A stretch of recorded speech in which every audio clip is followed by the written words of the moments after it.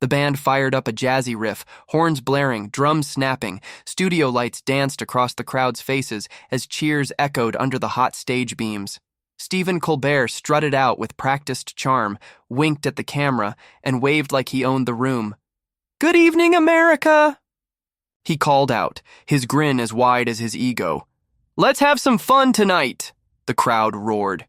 He launched into his monologue, riffing on the news, politicians, and whatever headline guaranteed a laugh.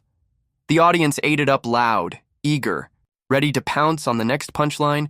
Then came the shift. "And now," Colbert said, voice loaded with theater, "please welcome a very special guest, Karoline Leavitt." Applause, but thinner, polite, curious, no standing ovation. Karoline walked out slow, controlled. Her dress was sleek, simple. Her expression, unreadable, but steady. Not here for games, not here to perform. She took her seat across from Colbert. The desk between them felt like a barrier or a battlefield. Colbert smiled wide. "Karoline, welcome. You ready for a little fun?" Laughter rippled, cameras zoomed. She didn't blink, just a faint smile. Calm, even. "I'm always ready for honesty, Stephen." The band fell silent. The crowd's grin shrank, Colbert's smirk stiffened. Something had shifted, Stephen. Colbert leaned back in his chair, flashing a smirk he'd mastered over decades. "Now, Karoline, I've got to say I didn't expect to see your name on our guest list this week. What brings you to our little blue corner of late night?" The audience chuckled. A few clapped, but Karoline didn't match his tone. "I'm here because I've been misrepresented," she said clearly. "And I'm done letting Hollywood, this media machine, twist my words and smear my name while pretending it's all just satire." Colbert's eyebrow rose. "Well, that's quite the accusation. Misrepresented by who exactly?" "Me?" "Not just you," she said, meeting his eyes without flinching. "But you've played your part." The studio's energy shifted again, subtle, uneasy. Colbert chuckled, trying to steer the wheel back. "Karoline, come on, you're a rising Republican star. You knew what you were signing up for when you entered politics. Satire's just part of the package, isn't it?" She leaned forward slightly, voice still calm. "No, Stephen. There's a difference between satire and slander, between poking fun at someone's policies and trying to assassinate their character." A hush fell over the audience. Someone coughed. The laughter was gone. Outside the studio, Twitter had already started buzzing. Clips were being posted in real time, Karoline's composed stare versus Colbert's forced grin. Hashtags began trending. Char Leavitt vs. Colbert, media accountability, and surprisingly, she did not flinch. But what the audience didn't know, what they couldn't see yet, was what led to this moment. Just 2 months earlier, a late-night segment from this very show had gone viral for all the wrong reasons. In it, Colbert played a heavily edited clip of Karoline speaking at a town hall where she discussed rising crime in major cities. The show twisted her words, cutting the full context, and added laugh track sound effects to make her look out of touch and extreme. In truth, she had been quoting FBI data, but in the Colbert version, it was framed as paranoia, a young conservative trying to score cheap fear points. The internet had a field day. Memes, TikToks, headlines like "Karoline Leavitt's bizarre rant goes off the rails" flooded timelines. She was mocked mercilessly, even by celebrities who'd never watched the full clip. And then came the threats, emails, phone calls. Her parents' house in New Hampshire had been doxxed. She'd been called a fascist, a liar, a Barbie, a danger, all because a few late-night writers wanted a punchline. She didn't respond at first. She tried to let it pass, but it didn't. Then came the offer and invitation to appear live on The Late Show. Most thought she'd decline, but Karoline saw it as an opening, not to argue, to confront. Back in the studio, Colbert tried to reclaim his rhythm.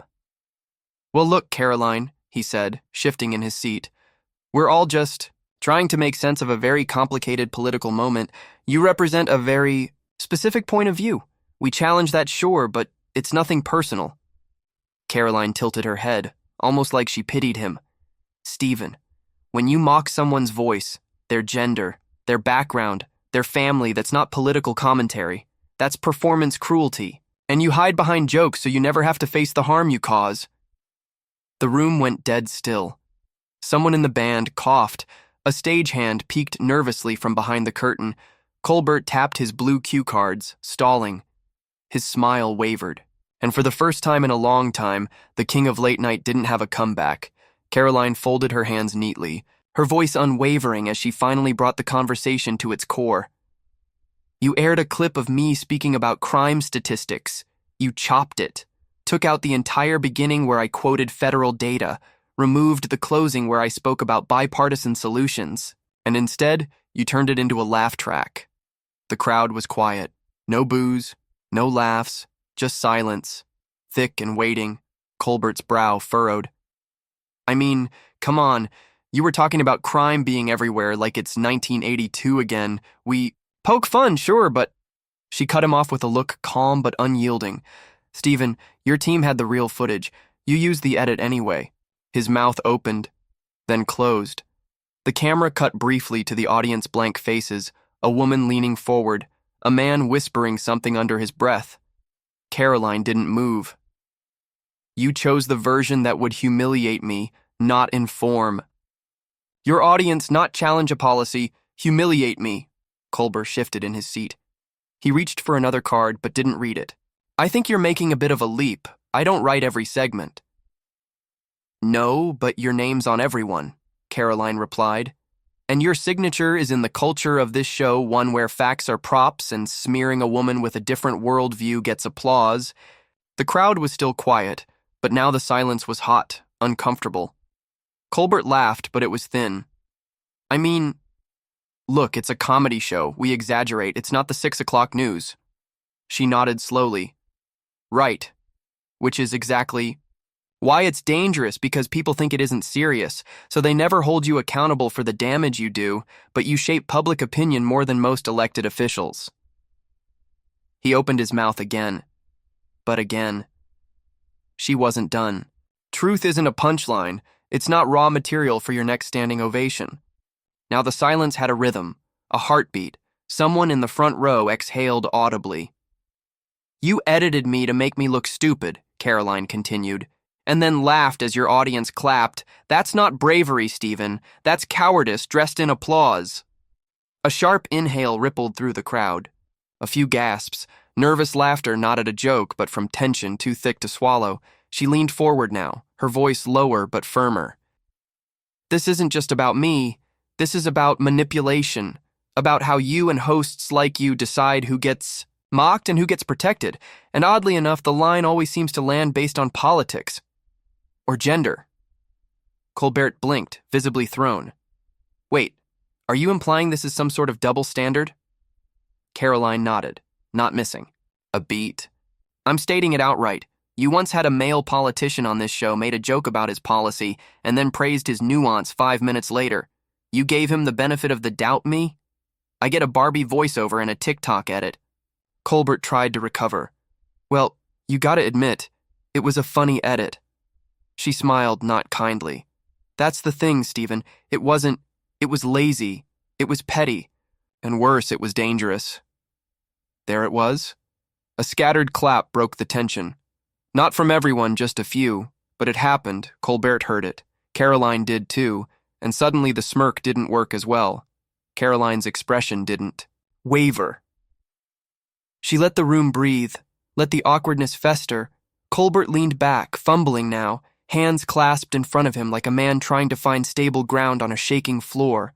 I get that you're upset, he began, voice cautious, but this is still a show meant to entertain. We're not trying to control the narrative. Karoline straightened her posture. No, you're just selecting it. Every night, one clip, one edit, one joke at a time. A few murmurs flickered in the studio audience. It was no longer a room united in chuckles and smug comfort. It had turned into something else, a space where truth had been shoved into the spotlight and refused to blink. You say you're just being funny? But when the joke always lands on the woman who dares to speak confidently, when the edit always strips context from conservative voices and sells applause in exchange for misrepresentation, she paused, her gaze sharp. That's not comedy, that's performance insecurity. Gasps again, louder this time, then the unmistakable sound of soft clapping, not yet a round of applause, but a fracture. Colbert held up a hand. Look, we mock both sides. You're not the only one who's been. No, Karoline cut in. You roast your allies with a wink, you burn your opponents with a grin. She glanced around the room, locking eyes with someone in the second row. I've spent the past 2 years being called everything from uninformed to a puppet, and every time I push back with facts, someone like you turns me into a meme. Colbert tried to salvage control with a quick joke, a deflection. Well, hey, at least you're trending. The audience chuckled, some of them, but Karoline didn't smile. I'm trending because your audience laughed at a lie, because a 30-second montage got more airtime than my full policy statement ever will. That's the viral economy, Stephen. That's what you're feeding. He finally looked cornered. The easy rhythm he thrived on had vanished. His desk might as well have been a shield. Karoline leaned in again, not aggressive, just precise. And do you know what happens next? I get called names. I get threats. Death threats, doxing. Your audience moves on, but mine bleeds. The silence that followed was suffocating. This isn't just about me being mocked, she added. It's about what happens after. You turn someone into a caricature and then walk away while your fans finish the job. Now the audience looked at each other, at him, at her. Colbert inhaled sharply.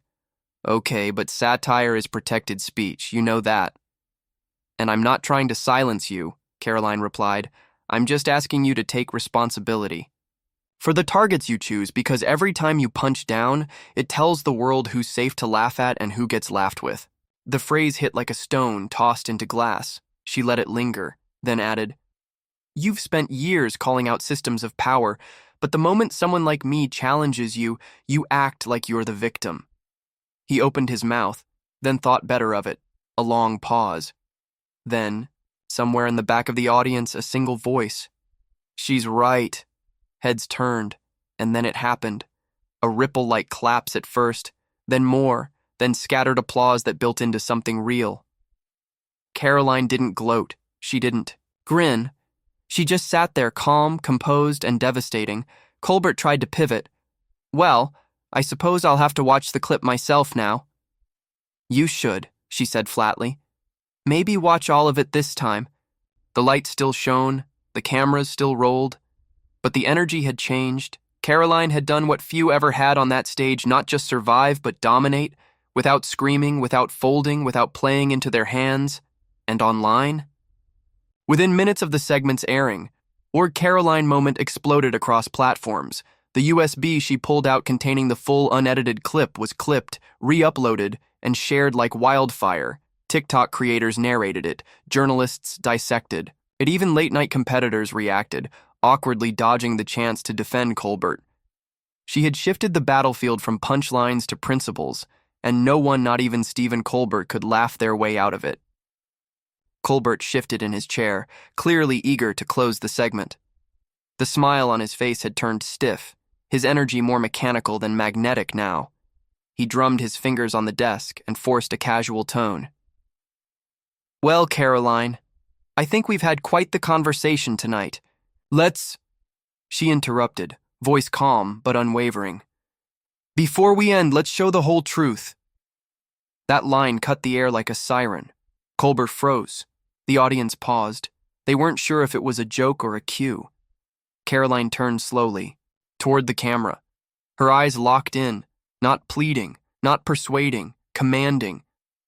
This isn't just about me, she said. It's about all of you watching. Every night, being fed versions of people, versions that fit a script. Her voice was steady, not angry, not bitter, but beneath her tone was iron, purpose. She wasn't just there to defend herself. She was there to flip the power dynamic in real time. A ripple of murmurs echoed through the studio. Colbert leaned into the mic almost out of reflex.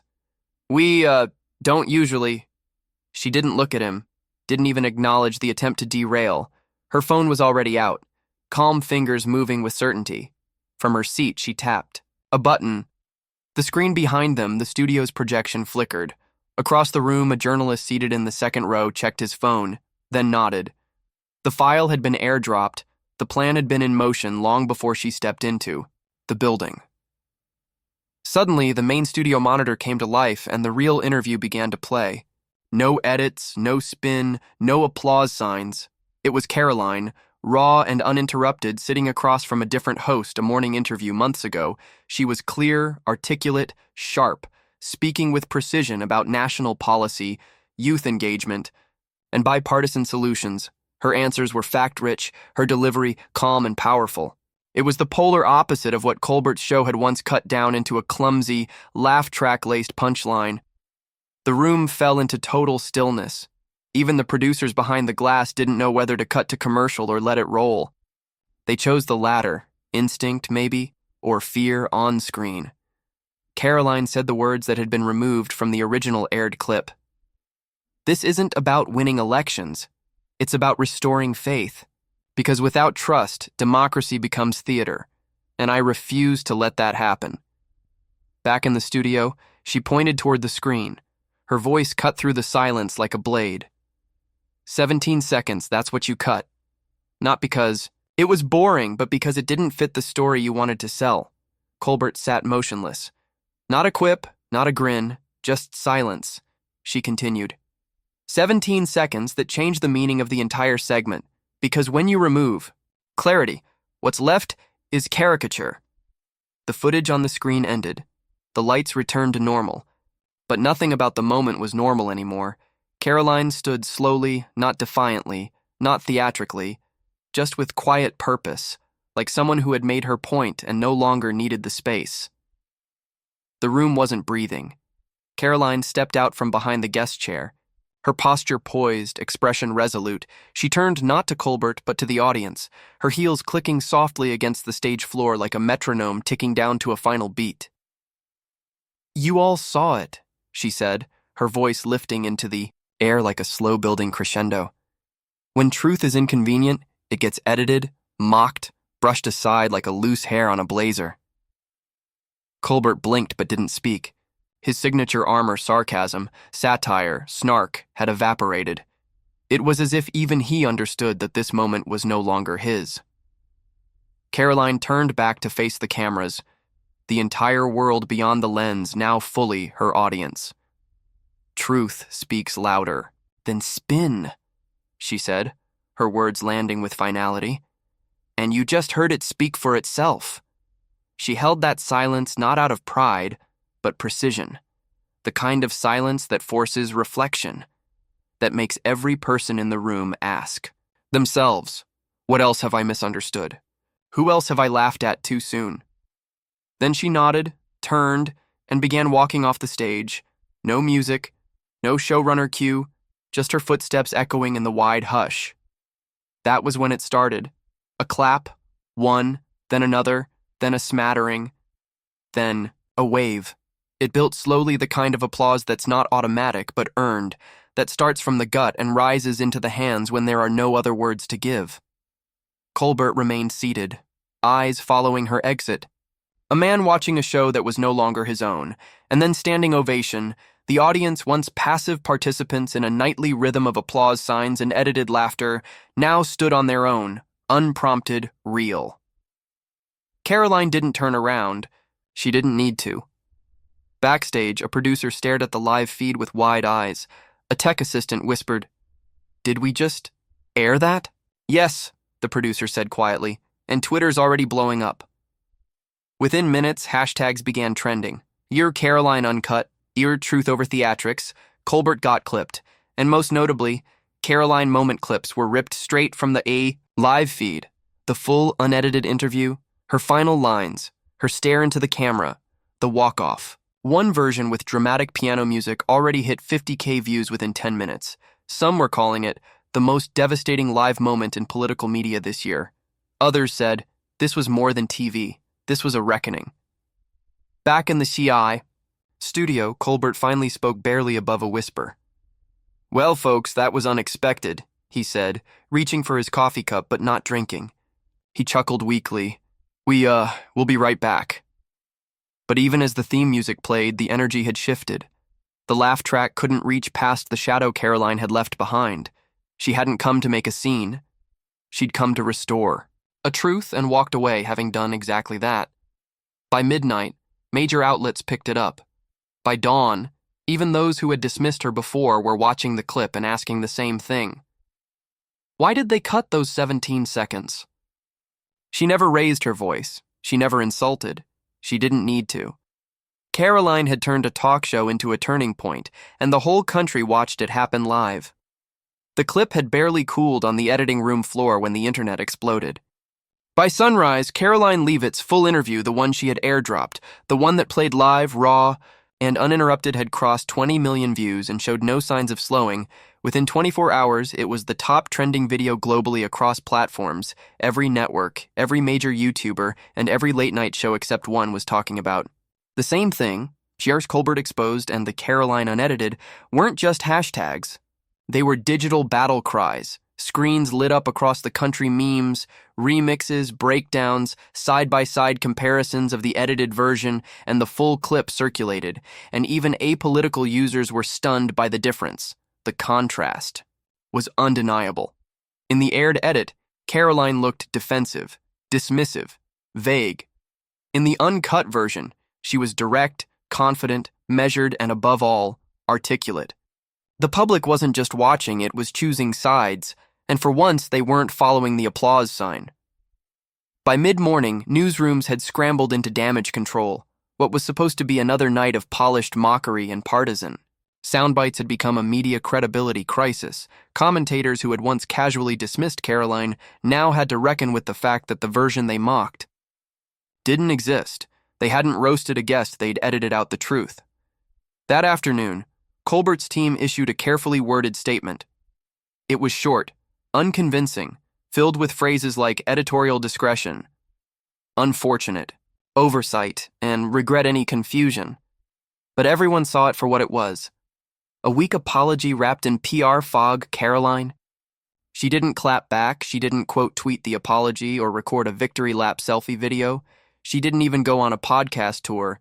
She simply posted the full USB clip again, the same one that aired, no edits, no commentary, just 5 words in the caption. Receipts, reputation, that's it. That post alone racked up 2.7 million likes in under 4 hours. The silence on her part wasn't passive, it was a strategy. It let the truth do the talking, and that silence screamed louder than any rant could have. The public left, right, and center took notice. Support surged not just from her usual base, but from journalists, activists, academics, even celebrities who said they didn't always agree with her, but now respected her. Not for being loud, but for standing her ground when it counted. Political talk shows, policy panels, and national networks suddenly began inviting her not as a curiosity, but as a voice she declined most. But the few she joined? She didn't gloat, she didn't take victory laps, she just spoke clearly, as she always had.